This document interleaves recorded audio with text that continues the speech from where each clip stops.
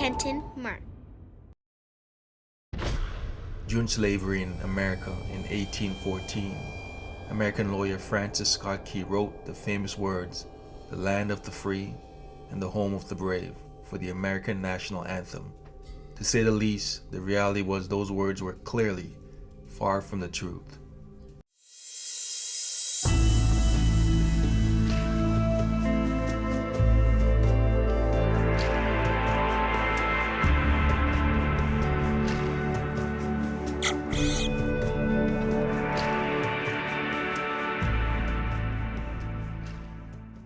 Today we will share the true origin of the derogatory and demeaning Jim Crow, and how it transcended in American history into the Jim Crow law and Black Code that enforced racial segregation.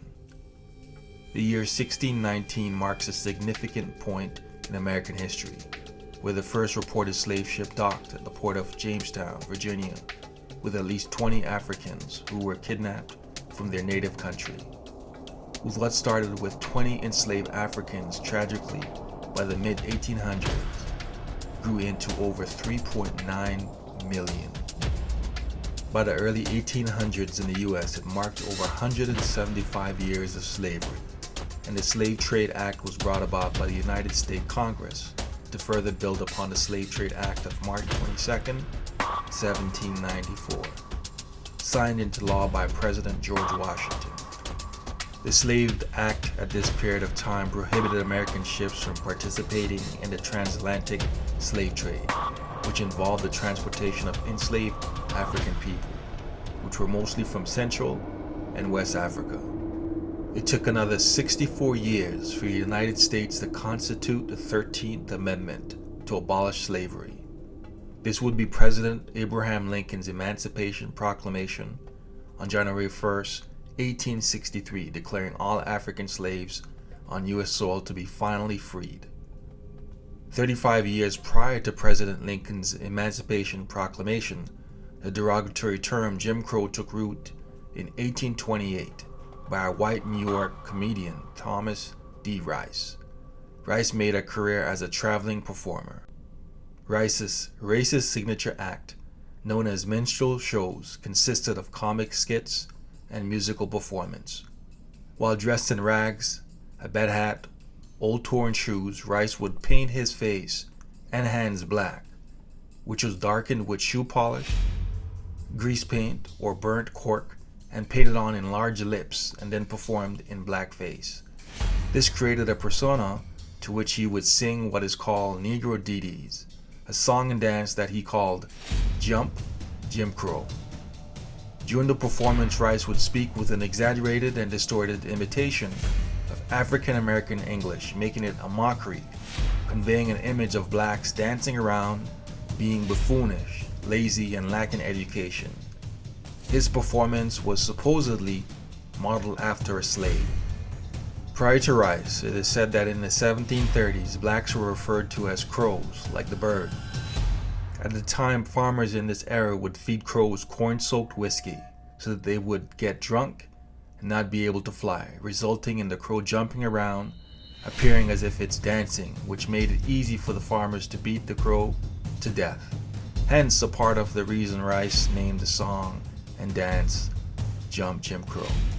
While Rice was not the first entertainer to perform in blackface, his tour and song across the country titled Daddy Jim Crow became popular across the US and became very well known in the 19th century. As a result of Rice's success, Jim Crow became a common stage persona for white comedians, blackface portrayals of African American. This disgusting performance, which was a true mirror of its time, eventually soared in popularity, to which impacted popular music and became commonly used for whites to refer to all blacks as Jim Crow. Rice's stardom and show grew internationally, which brought money and wealth. While in this world nothing lasts forever, Rice started suffering from paralysis, to which it began to significantly limit his speech and movement, eventually leading to his death in 1860. In 1863, the issued Emancipation Proclamation to end slavery in the United States did very little for the true freedom of blacks. It simply dawned a new chapter of white supremacy and the oppression of all African Americans. During this period, most southern states started passing laws denying blacks equality and basic human rights, replacing the social control of slavery.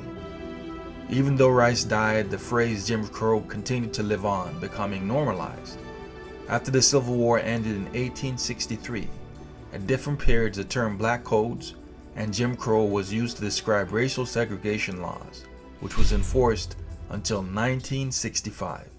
During the 1870s era, the laws limited African Americans from voting, holding jobs, a higher education, and also restricted the kind of property that they can own.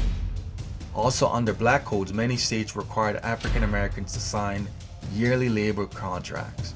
If they refused, they risked being arrested, fined, and forced into unpaid labor. Jim Crow laws mandated racial segregation in all public facilities, which included schools, public transportation, restaurants, and churches. The federal law called it separate but equal, which they say would guarantee equal protection under the law to all people. This false doctrine of law in practice treated blacks as animals and was everything short of equality. Black schools had very little funding and were housed in churches, shacks, and lodges, and more than often had no toilets, water supply, desk, or even blackboards. Throughout slavery and the plight of Black Code and Jim Crow oppressive laws, there were considerable resistance by the black community. The post-World War II era also ushered in the grassroots of civil rights activities in the African American community, which became a national movement to completely eradicate and remove Jim Crow laws. While there was also great white supremacy resistance, African Americans over time gained the opportunity to participate with voting. It was through the 14th Amendment the black community acquired the right to vote across southern states. In several states such as Mississippi and South Carolina, the African American population increased, resulting in an opportunity for blacks to be elected members of the Senate. In 1870, Hiram Rhodes Revels became the first black member of Senate, which opened the door for others and for laws to be influenced by members of the African American community. On February 12, 1946, Isaac Woodard Jr., a black Army sergeant, who hours after being honorably discharged from the United States Army, on his way home to South Carolina after serving in World War II, while still dressed in his uniform, was pulled from a bus for arguing with the driver because Woodard had asked him to pull into a rest stop for a washroom break. The police chief who pulled him off the bus savagely beat him with a billy club, leaving him unconscious and permanently blind. The incident made national headlines, which resulted in a trial over whether excessive or unnecessary force was used. An all-white jury who deliberated for only 30 minutes acquitted the police chief. While justice was not served, the blatant injustice would become a political awakening for civil rights leaders.